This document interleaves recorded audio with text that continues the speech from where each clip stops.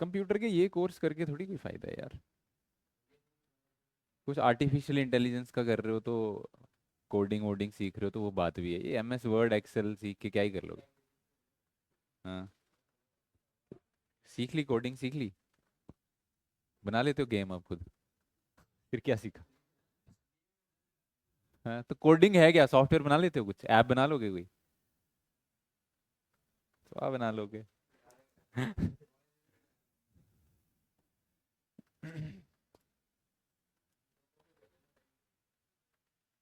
तो दिसंबर में अब कितने दिन बचे हैं, 7 8 दिन बचे हैं। हाँ, कितने बजे क्लास होती है वहाँ पे, 12 से। हाँ तो ठीक है ना, 12 बजे यहाँ से फ्री हो जाओगे, 10 मिनट लगते हैं यहाँ से वहाँ जाने में।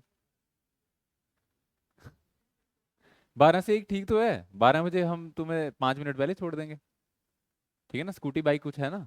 बस फिर कहाँ, रामनगर चौक पे, तो इधर से 5 मिनट सारे लगेंगे। आप ही का टाइम बचेगा यार।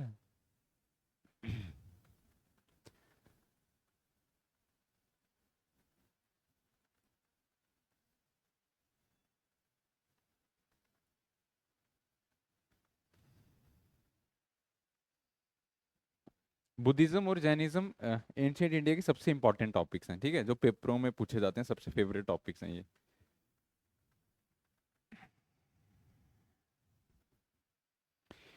तो बुद्धिज्म के बारे में क्या क्या जानते हो।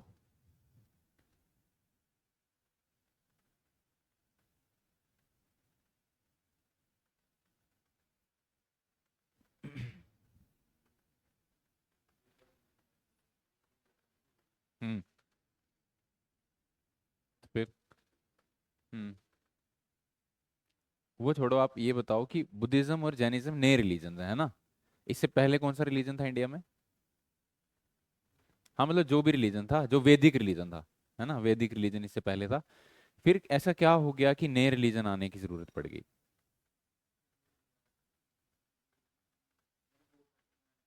हम्म, वो तो बाद में बने, बहुत बाद में। वो तो बुद्ध के बाद, जब बुद्ध चले गए उसके बाद फिर सेक्ट्स बने। हम्म, भेदभाव होता था। अच्छा,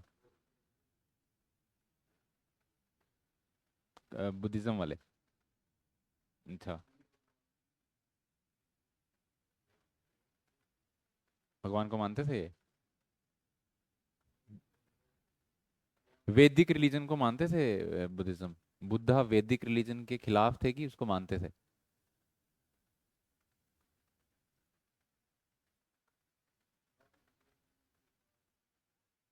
देखो वैदिक रिलीजन में हमने क्या क्या पढ़ा कि स्टार्टिंग में तो नेचर वर्शिप होती थी अर्ली वैदिक टाइम्स में, और उसके बाद तब भी यजनास पे ज्यादा फोकस किया जाता था, रिचुअल्स पे थोड़ा फोकस होने लगा था। लेटर वैदिक पीरियड में रिचुअलिज्म पे थोड़ा ज्यादा फोकस, कर्म कांड पे थोड़ा ज्यादा फोकस होने लगा। ठीक है, जिसकी वजह से क्या हुआ कि ब्राह्मणिकल जो इन्फ्लुएंस था वो बढ़ गया। क्यों, क्योंकि हमने वर्ण व्यवस्था पढ़ी और वर्ण वर्ण व्यवस्था में देखा कि जो ब्राह्मण्स हैं उनकी सुप्रीमेसी बढ़ने लगी धीरे धीरे, है ना, क्योंकि ब्राह्मण्स को क्या बोला गया कि ब्राह्मण्स ही हैं जो बताएंगे कि हर एक वर्ण जो है उसको कैसे काम करना है। ठीक है, तो बताने का काम ब्राह्मण कर रहे हैं, अब ब्राह्मण जो चीज बोल रहे हैं वही चीज सबको करनी है ना। तो धीरे धीरे क्या होने लगा, ब्राह्मण्स ने धीरे धीरे अपने हिसाब से चीजों को मोल्ड करना स्टार्ट किया।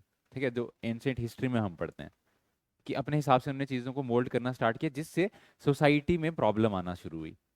ठीक है, जो लोअर वर्नास के लोग थे उनको ऐसे लगने लगा कि हमारे साथ डिस्क्रिमिनेशन हो रहा है।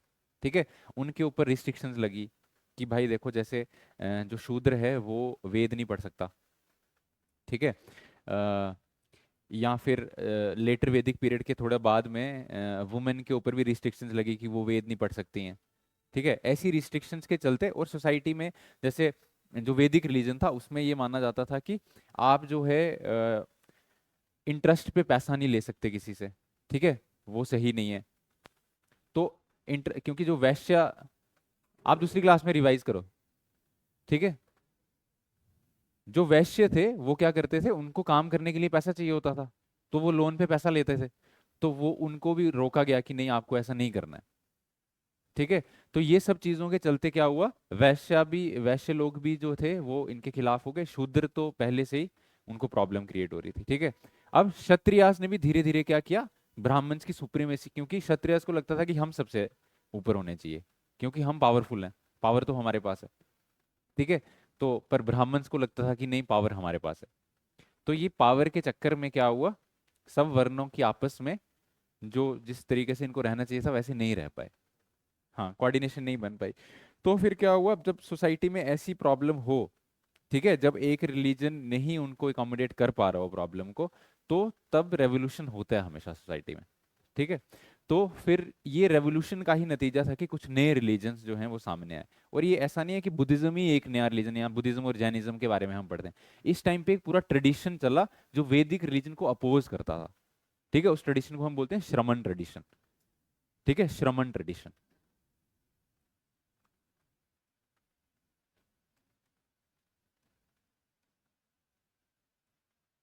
ठीक है। तो ये जो श्रमण ट्रेडिशन था, इस जो जो लोग भी वैदिक रिलीजन के साथ संतुष्ट नहीं थे, उन सब लोगों ने श्रमण ट्रेडिशन को ज्वाइन किया। ठीक है। श्रमण ट्रेडिशन बेसिकली वैदिक रिलीजन को अपोज करता था, रिचुअलिज्म को अपोज करता था, कर्म कांड को अपोज करता था। ठीक है। जो बलि सिस्टम था उसको अपोज करता था। ठीक है। ब्राह्मण्स की सुप्रीमेसी को अपोज करता था ये सिस्टम। ठीक है। टू अपोज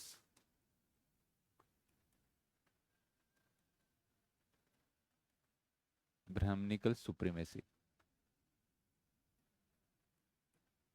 और इसमें क्षत्रियास और वैश्यास लोग जो थे वो थे। ठीक है। शूद्रास भी थे, बट इसको ज्यादा प्रमोट किसने किया, क्षत्रियास ने। ठीक है।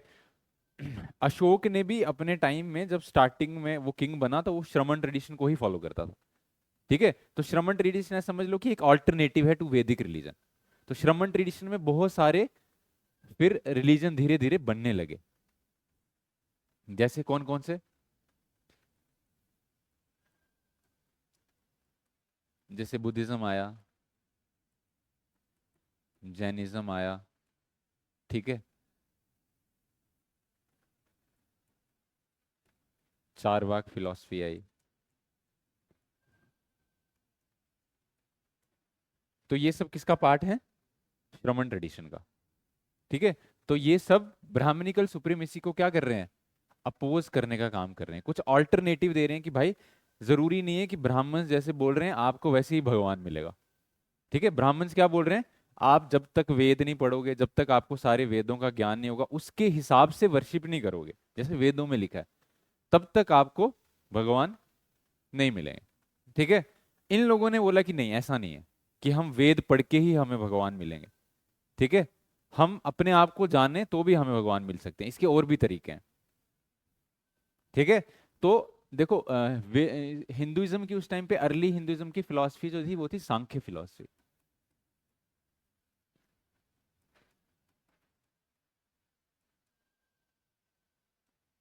ठीक है। सांख्य फिलॉसफी को उस टाइम पे हिंदुइज्म मानता था। तो ये जो रिलीजन्स हैं, बुद्धिज्म जैनिज्म, ये बुद्धिज्म खास करके सांख्य फिलॉसफी से काफी मिलता जुलता है। ठीक है। तो ऐसा थोड़ी होगा कि कुछ बिल्कुल नई चीज ही आ जाएगी अचानक से। उन्होंने जो रिलीजन सोसाइटी में देखा है उसी को क्या किया, थोड़ा मॉडिफाई किया, उसमें जो प्रॉब्लमेटिक चीजें थी उनको हटाया, और जो मुद्दे की चीजें, जो काम की चीजें हैं, बस उनको रखा। ठीक है। तो बुद्धिज्म में ऐसा नहीं है कि हिंदुइज्म से बिल्कुल अलग कोई, बिल्कुल ही, अगर बुद्धिज्म साउथ डायरेक्शन में है तो हिंदुइज्म बिल्कुल नॉर्थ डायरेक्शन में, ऐसा नहीं है। ठीक है। उन्होंने सिर्फ जो हिंदुइज्म में जो प्रॉब्लमेटिक चीजें उस टाइम पे लग रही थी उनको नहीं लिया, जो सही चीजें थी बस उनको लिया। ठीक है। तो बुद्धिज्म को किसने स्टैब्लिश किया, अच्छा ये बुद्धिज्म को तो सिद्धार्थ ने स्टैब्लिश किया, जिनको बाद में क्या बोला गया, बुद्ध। ठीक है। जैनिज्म को महावीर ने। और ये चार्वाक फिलॉसफी, एक फिलोसफर हुए इंडिया में चार्वाक।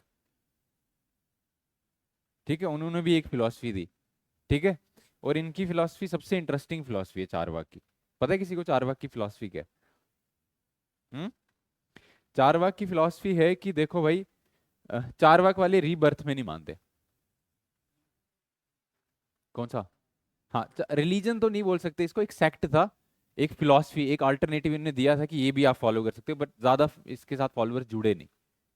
ठीक है, तो रिलीजन बन नहीं पाया उस लेवल पे, पर फिलॉसफी तो दी थी इन्होंने। ठीक है, कुछ लोग इसके साथ जुड़े। चार वाक की क्या फिलॉसफी थी कि भाई देखो, हमारा एक ही जन्म है। ठीक है, जो होना है इसी जन्म में होना है। इंसान कोई भी रिलीजन फॉलो क्यों करता है? या तो क्योंकि उसको आफ्टर लाइफ में कुछ तो बिलीव है ना। जैसे हिंदुइज्म में आप आफ्टर लाइफ में बिलीव करते हो, तो आप सोचते हो कि अगर आप अच्छे काम नहीं करेंगे तो नरक में जाएंगे, अच्छे काम करेंगे तो स्वर्ग में जाएंगे। ये डर आपके अंदर है ना।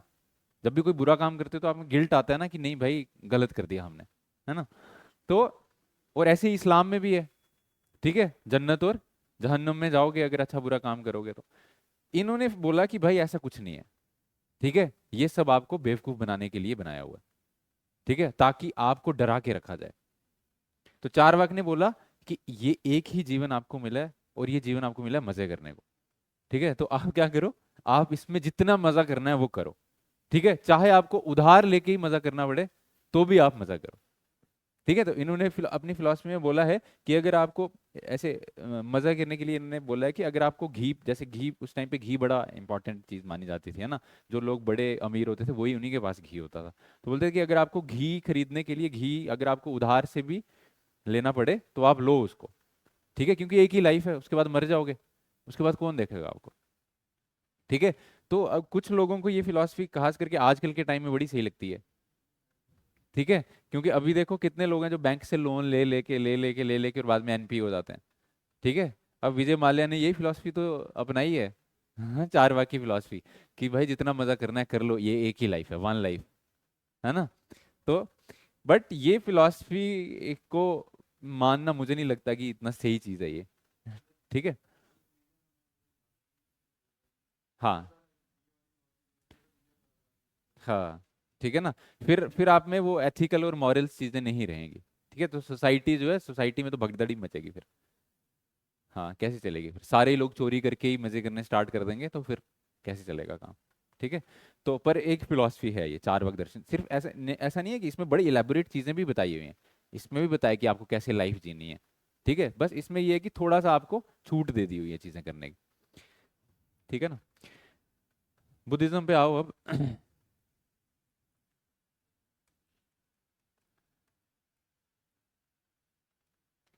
तो बुद्धिज्म का जन्म होता है सिद्धार्थ से। ठीक है, अब सिद्धार्थ कौन है? एक प्रिंस है। कौन है? और इनका जन्म होता है 563 बीसी में। कहाँ पे? लुम्बिनी में।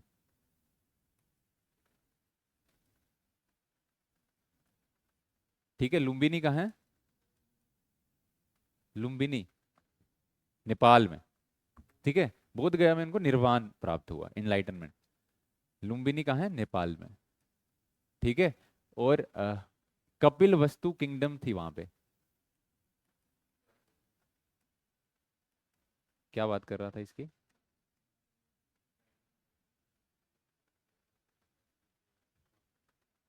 हाँ हाँ।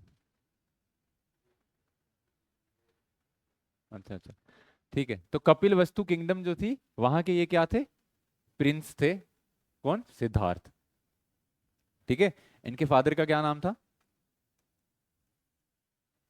शुद्धोधाना।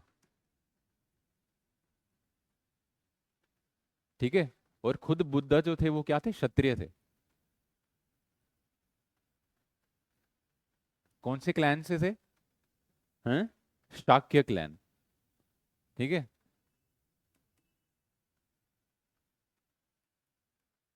शाक्य क्लैन। ठीक है, कौन से महाजनपद को बिलोंग करते थे? मल्ल महाजनपद।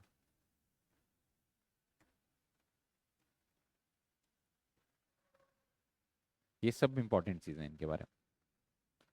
ठीक है, इनकी मदर का क्या नाम था?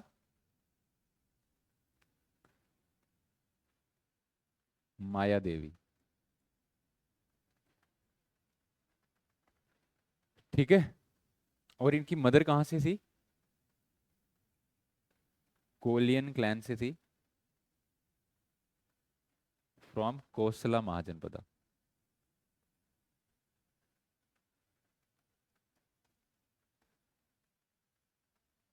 ठीक है। शादी भी हुई थी इनकी। वाइफ का क्या नाम था? यशोधरा। ठीक है, एक बेटा भी था इनका। क्या नाम था उसका? राहुल। ठीक है।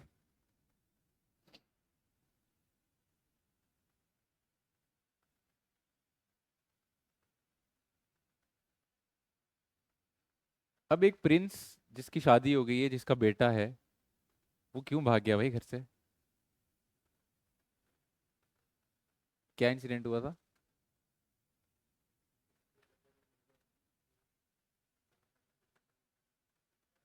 कौन मर जाता है?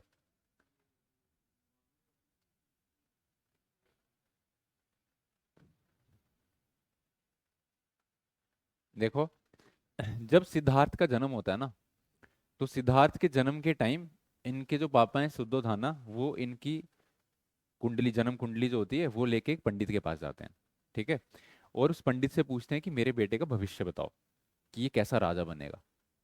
तो वो जो पंडित है, जब उनकी कुंडली देखता है, तो वो बोलता है कि आपका बेटा जो है वो राजा नहीं बनेगा, वो तो साधु बनेगा, क्योंकि इनकी कुंडली में दिख रहा है कि ये साधु ही बनेगा। तो वो जो शुद्धोधना जी हैं, बड़े परेशान हो जाते हैं कि भाई इतना बड़ा मेरा राज्य है, और अगर ये साधु बन गया तो फिर मेरा राज्य कौन संभालेगा। तो उन्होंने बोला कि नहीं, आप मुझे कोई ऐसी तरकीब बताओ कि ये साधु ना बने। तो उन्होंने बोला देखो, साधु तो ये बनेगा, बट एक चीज आप करो, इसको कभी भी इस दुनिया में जितनी भी तकलीफ है, प्रॉब्लम्स हैं जो भी, इसको कभी मत दिखाना। ठीक है। लेकिन जैसे देखो ना, जब भी आप लाइफ में प्रॉब्लम्स देखते हो, तभी आपको वैराग्य होता है। ठीक है ना, या आपकी लाइफ में प्रॉब्लम है, या आप किसी की लाइफ में प्रॉब्लम्स देखो। ठीक है, जब शमशान घाट किसी को लकड़ी देने जाते हो, तो आपको भी लगता है कि उस दिन सारे बोलते हैं कि क्या जिंदगी है यार, हैं, क्या लाइफ है यार। उस दिन आप बोलते हो ये चीज, है ना? पर उसके बाद बोलते हो कभी? फिर भूल जाते हो, फिर आप बोलते हो कि हमेशा देखो, जब भी शमशान घाट जाते हो, तो इंसान को ऐसे लगता है कि दूसरे सब मरेंगे, मैं नहीं मरूंगा, है ना? उसको कभी ये थॉट नहीं आता। हाँ, तब हाँ, नहीं नहीं, ऐसा नहीं सोचना है क्या करना है जी के।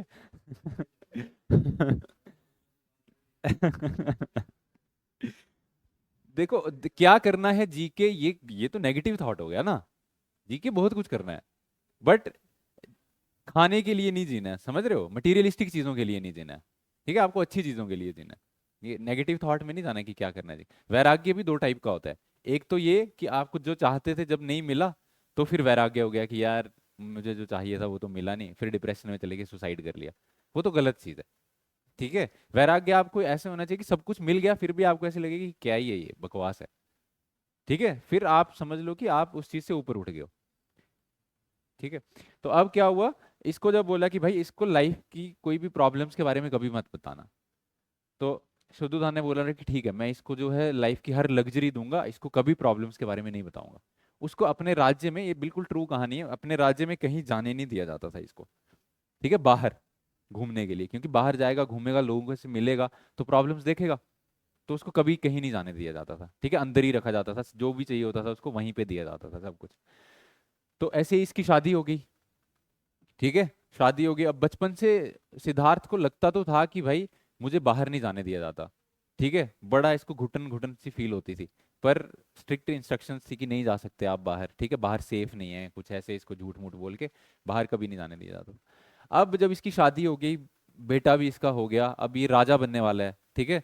तो इसने एक दिन अपने बाप को बोला कि भाई अब तो मेरी शादी हो गई, बेटा भी हो गया, अब तो मुझे बाहर जाने दो। मैं अपना राज्य देखूंगा नहीं तो उसको चलाऊंगा कैसे, कल को राजा बनूंगा। तो उन्होंने बोला कि चलो ठीक है, अब तुम जा सकते हो। ठीक है। तो इन्होंने अपना जो इसके साथ वो चैरियटेर था, ठीक है, चैरियटेर, उसका नाम था चन्ना। ठीक है, चैरियटेर के साथ बैठ के गए भ्रमण के लिए। ठीक है। तो अपना जो भी राज्य था वो देखने गए। अब जब वो राज्य देखने गए, तो रास्ते में इन्होंने चीजें जो देखी, वो देख के ये बड़े परेशान हो गए। क्या क्या देखा? रास्ते में इन्होंने एक बीमार इंसान देखा।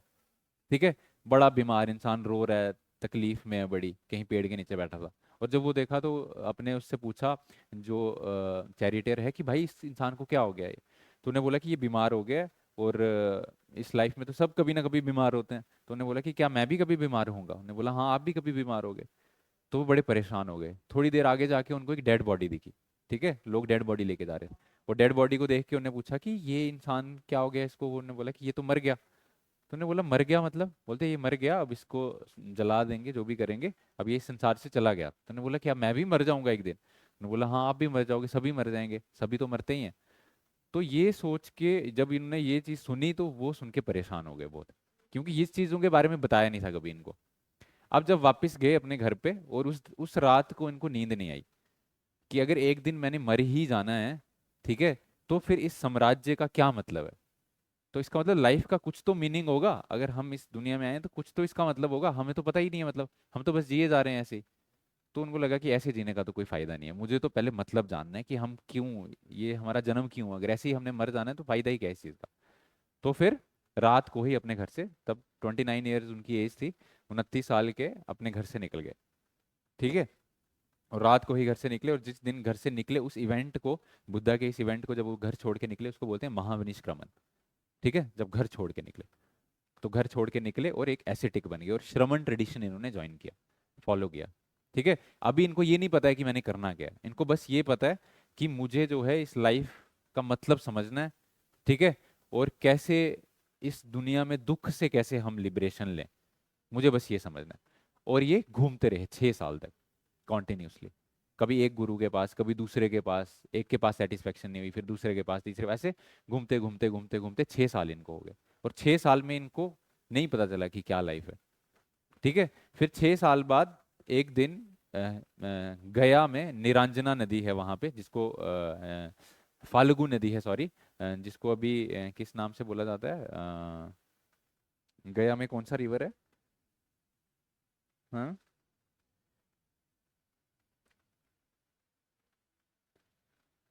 निरंजना उस टाइम पे बोला जाता था, फाल्गु रिवर अभी उसको बोलते हैं। ठीक है, फाल्गु रिवर बोलते हैं उसको भी। तो उसके बैंक पे एक पीपल का पेड़ था, और वहां पे वो बैठ गए, और उन्होंने बोला कि अगर आज मुझे नहीं पता चला, जब तक मुझे नहीं पता चलेगा कि ये जीवन क्या है, तब तक मैं क्या नहीं करूंगा, कुछ भी अन्न जल कुछ भी ग्रहण नहीं करूंगा, चाहे मेरे प्राण ही क्यों ना निकल जाए। और फिर बोलते हैं कि एक दिन बुद्ध पूर्णिमा जिसको बोलते हैं हम, पूर्णिमा की रात को उनको एनलाइटनमेंट होगी।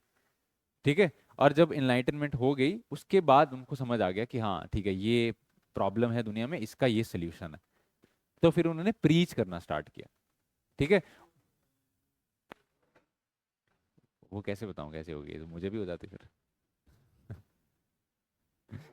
ठीक है, वही मैं बता दूं कि कैसे हो गई, तो फिर मतलब मैं भी इनलाइटेंड हूँ।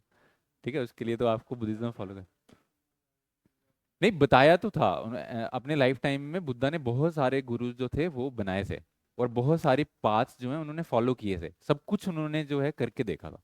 मेडिटेशन, ठीक है, योगा, ये सब सब कुछ करके देखा था उन्होंने। ठीक है, और अल्टीमेटली फिर अ, कैसे उनको एनलाइटनमेंट हुई, ये तो जब आप बुद्धिज्म में डेप्थ में जाओगे तो ही, ऐसे मैं बता सकता हूँ आपको फिलॉसफी के तौर पे, पर फिर बड़ी लंबी क्लास हो जाएगी, ऐसे बताऊंगा फिर कभी। ठीक है, क्योंकि वो मेरा एक्सपीरियंस तो नहीं है।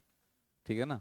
तो एनलाइटनमेंट होने का मतलब तो यही है कि जब आप ये शरीर आप नहीं समझो कि ये मेरा शरीर है, और इस भाव से आप ऊपर उठ जाओ कि ये मैं हूँ, ये मेरा शरीर है, और उस परम तत्व में आप लीन हो जाओ, उसी को एनलाइटनमेंट बोलते हैं। हर एक रिलीजन में वही एनलाइटनमेंट है। ठीक है, उसके लिए प्रोसेस कुछ भी हो सकता है। ठीक है, वो अहम भाव जो है आपको छोड़ना है, तो वो छोड़ना ही सबसे मुश्किल चीज़ है, क्योंकि आपके जन्मों जन्मों के संस्कार होते हैं जो आपको नहीं छोड़ने देते वो चीज़। ठीक है, तो वो जब तक आप प्रैक्टिस करोगे करोगे करोगे तो एक टाइम आएगा शायद कि छूट जाए वो। तो ऐसा हो गया उनको। तो जब ये इवेंट हुआ, जब उनको निर्वाणा मिला, उसको हम क्या बोलते हैं, निर्वाणा ही उसको बोलते हैं। ठीक है, बुद्धिज्म में जब उनको इनलाइटनमेंट मिली तो क्या बोला उसको, निर्वाणा। ठीक है, और जब उनको निर्वाणा मिला तो उसके बाद उन्होंने बोला कि अब ये चीज मैं अपने तक सीमित नहीं रख सकता, क्योंकि इतनी सही चीज मुझे मिल गई है कि जिससे दुख हट सकते हैं। दुनिया के सबसे बड़ी प्रॉब्लम तो दुख ही है ना, तो दुख आपके अगर ठीक हो गए तो फिर क्या प्रॉब्लम है, फिर तो कुछ प्रॉब्लम नहीं है। तो उन्होंने बोला ये चीज तो सबको बतानी है मुझे। तो फिर उन्होंने टीचिंग्स देना स्टार्ट की। और जब उन्होंने पहली टीचिंग कहाँ पे दी, सारनाथ में। ठीक है, सारनाथ में आके पहली टीचिंग दी वहां पे। और जहाँ पे पहली टीचिंग दी, उस इवेंट को हम बोलते हैं धर्म चक्र परिवर्तन। ठीक है, to rotate the wheel of dharma. ठीक है, तो धर्म चक्र परिवर्तन हम उसको बोलते हैं। तो फिर इन्होंने क्या दिया, एक बुद्धिज्म की जो डॉक्ट्रीन है, फिलॉसफी, उसको भी धम्मा बोला जाता है। ठीक है, तो अपनी फिलॉसफी दी कि भाई देखो, उन्होंने बताया कि बुद्धिज्म की फिलॉसफी क्या है? बुद्धा ने बोला कि 4 नोबल ट्रूथ्स हैं। क्या हैं?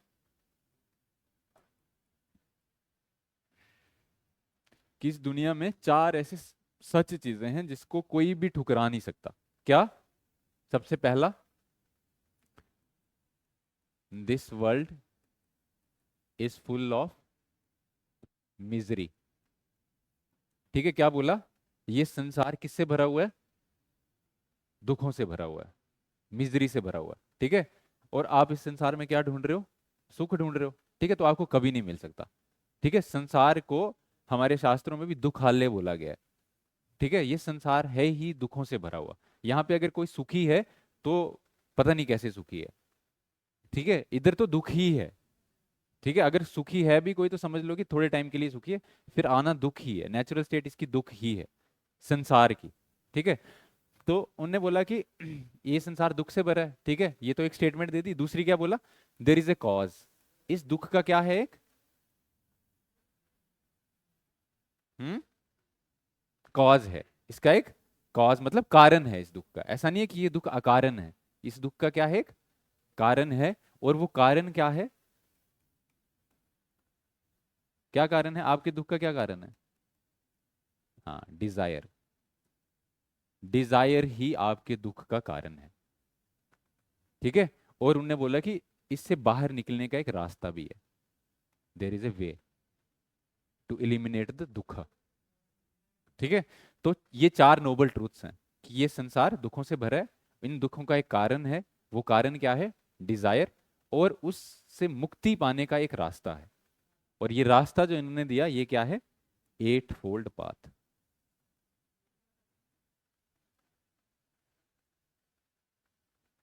ठीक है, इसमें 8 चीजें बोली कि अगर 8 चीजें आप ये करोगे तो फिर आपको दुख नहीं होगा। क्या क्या 8 चीजें हैं वो? सबसे पहले है राइट व्यू। क्या है? Right view. राइट व्यू मतलब सम्यक दृष्टि। सम्यक दृष्टि समझते हो क्या है? सम्यक दृष्टि मतलब आप अपनी दृष्टि में भेदभाव नहीं करो। आपकी दृष्टि में भेद होता है ना। मतलब जैसे ही आप मान लो 100 लोग खड़े हैं, उसमें से आप 10 लोगों को जानते हो, 90 को नहीं जानते हो। जैसे ही आप 100 लोगों को देखोगे, आप उन 10 लोगों को अलग तरीके से देखोगे, बाकी 90 को अलग तरीके से देखोगे। क्यों? क्योंकि आपके पास्ट के कुछ एक्सपीरियंस हैं, है ना, उनके बेसिस पे आप जज कर लेते हो 2 मिनट में। ये अच्छा है, ये बुरा है, ये अच्छा है, बुरा है, इस बेसिस पे करते हो ना। तो आपको क्या करना है? सम्यक दृष्टि। हमेशा कैसी दृष्टि रखनी है? सम्यक, एक ही जैसी, कोई डिस्क्रिमिनेशन करना ही नहीं है। Living things, non living things, male female, जाति के बेसिस पे, किसी भी बेस पे कोई डिस्क्रिमिनेशन नहीं।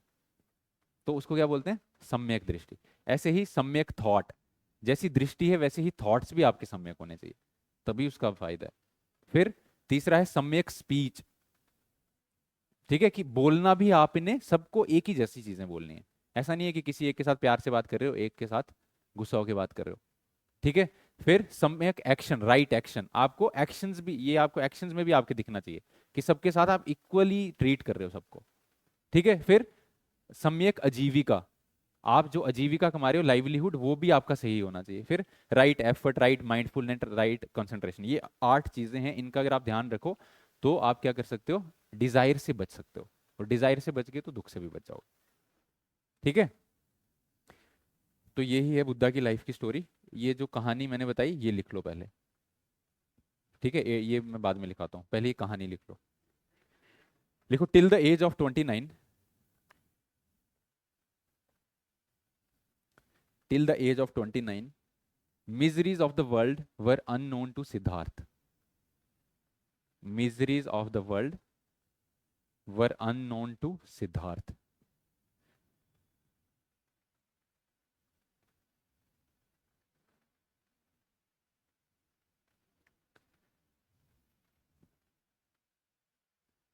Miseries of the world were unknown to Siddharth. But when he saw an old man, but when he saw an old man, comma, a sick man, and a dead body, and a dead body, he was perplexed. He was perplexed. Perplexed मतलब अचंभित हो गए भाई, परेशान हो गए बहुत ज्यादा। He was perplexed and he was in anxiety, and he was in anxiety.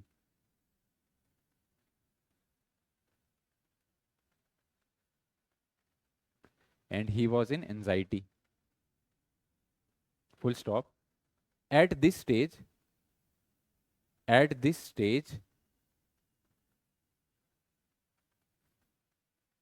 he decided to leave his home.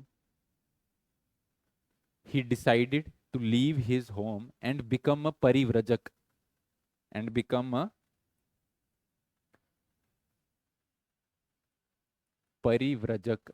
परिव्रजक किसको बोला जाता था? जो भी लोग उस टाइम पे श्रमण ट्रेडिशन को फॉलो करते थे उनको क्या बोला जाता था? परिव्रजक।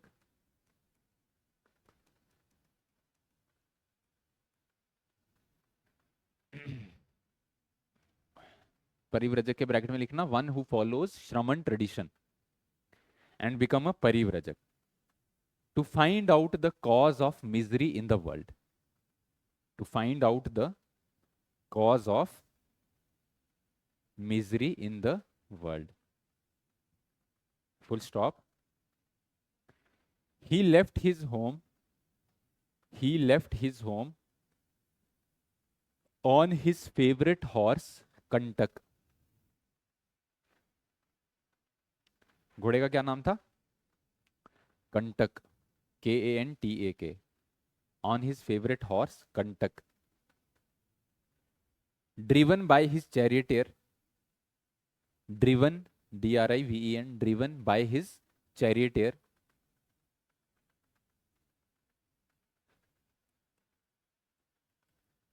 charioteer, क्या नाम था चैरिटियर का? चन्ना। ये सब पेपरों में पूछा जाता है। ड्रिवन बाय हिज चैरिटियर चन्ना।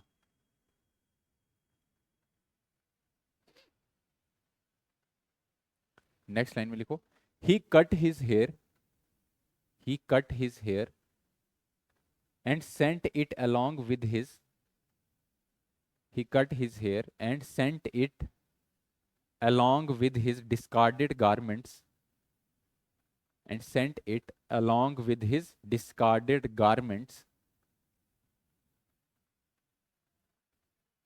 and jewelry,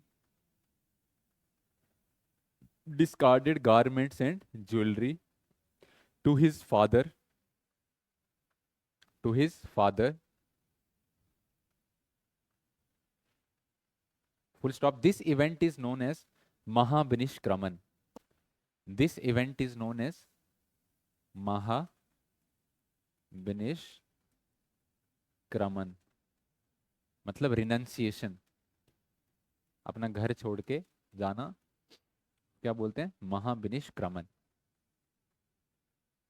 ठीक है।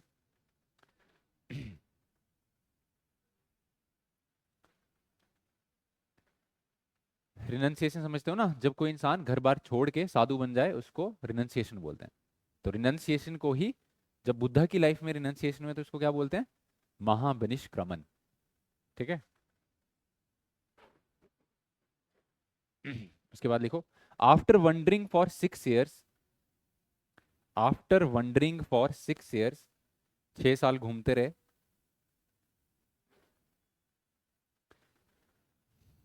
Comma, at the banks of Niranjana river, at the banks of Niranjana river, bracket में लिखना Falgu river,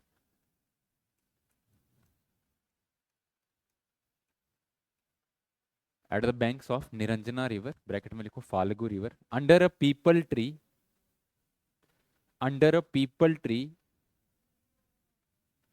under a people tree in बोध गया, अंडर पीपल ट्री इन बोध गया, eight the night of Purnima, at the night of Purnima, he attained nirvana, he attained nirvana, nirvana का मतलब enlightenment, दिमाग की बत्ती जल गई।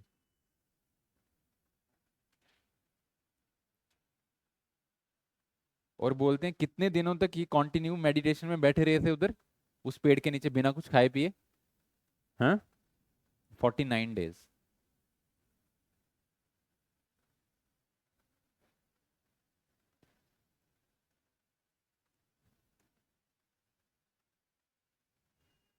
ठीक है, ही अटेंड निर्वाणा। और जब इनको निर्वाणा मिल गया उसके बाद इनको क्या बुलाया जाने लगा? हैं? क्या बुलाया जाने लगा?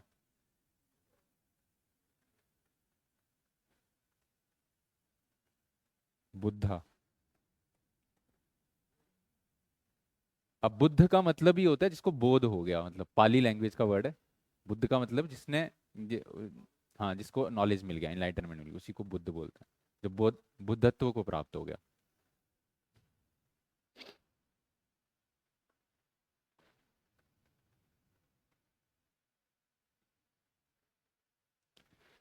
नेक्स्ट पॉइंट में लिखो, after attaining nirvana. After attaining nirvana. After attaining nirvana he gave his first sermon. He gave his first sermon। गया कोई? बोध गया? जाओ,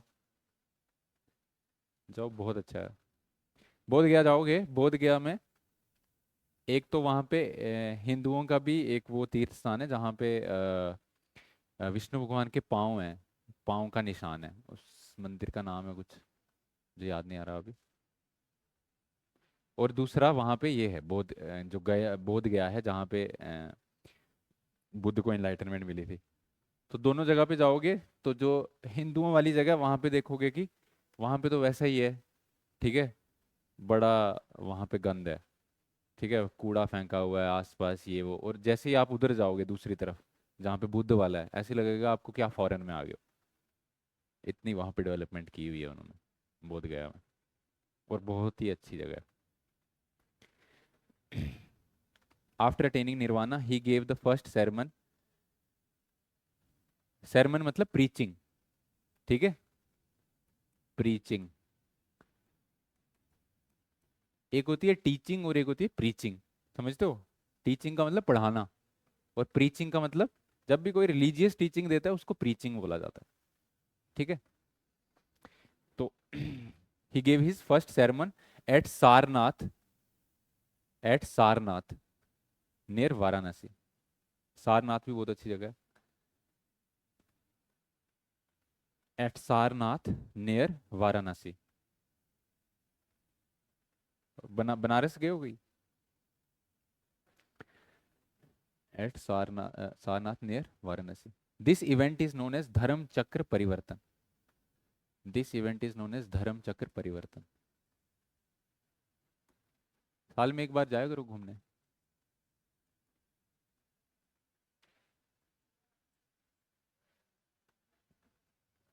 ठीक है, क्या है, पैसे नहीं है? कहाँ पैसे लगते हैं? ट्रेन में ट्रैवल करो ना। नहीं नहीं यार, अगर आप ट्रेन में ट्रैवल करोगे, आपको पता है बनारस इतनी सस्ती सिटी है, वहां पे आपको 25-30 रुपए में पेट भर के खाना मिल जाएगा स्वादिष्ट। और ट्रेन में जाओगे तो कितना ही खर्च किराया आ जाएगा आपका। अगर ज्यादा कम पैसे हैं तो जनरल डब्बे में ट्रैवल करो। कुछ नहीं जाता है यार। मैंने बिहार में पूरे जनरल डब्बे में ट्रैवल किया था। कुछ नहीं होता है, मजा आता है और ज्यादा। हाँ, हालत तो बुरी होती है पर वही तो एक्सपीरियंस है, बड़ा मजा आता है। बाकी ट्रेन में थर्ड एसी में भी ट्रैवल करो तो इतना महंगा थोड़ी है, इतना महंगा भी नहीं है। 10,000 में आप आराम से हफ्ते के लिए घूम के आ सकते हो। रहने का भी बहुत सस्ता है वहाँ पे। ठीक है, this event is known as Dharma Chakra Parivartan. ठीक है, इसके बाद कल करेंगे अब बाकी। टेस्ट किस किसने देना है आप में से? मॉक टेस्ट दे दो सब जिस जिसने देना है।